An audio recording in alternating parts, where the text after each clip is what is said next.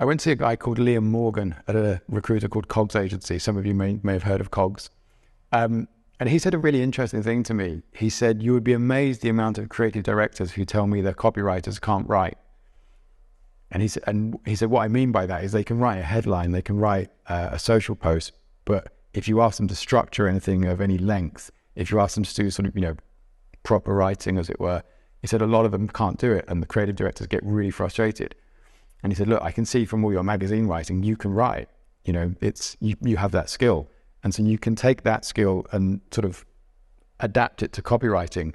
So I think when you're trying to convince a client that they should work with you, I think if you can show them something that's relevant, it doesn't have to be the exact thing they're asking for. If you've got that, then fantastic. But if you can show them something, and there are many skills that are transferable. A lot of what's going on in the industry at the moment, people will say, you need to be a UX writer, you need to be a social writer, you need to be this kind of writer. And I get why that happens, but at the same time, I'm a big believer in if you've got a good writer and they can actually write, you can learn that other stuff. Those things do all have their idiosyncrasies, of course, but you can learn that. If you've got a writer who can, as Liam said all those years ago, if you've got a copywriter who can't really write, that's a much bigger problem.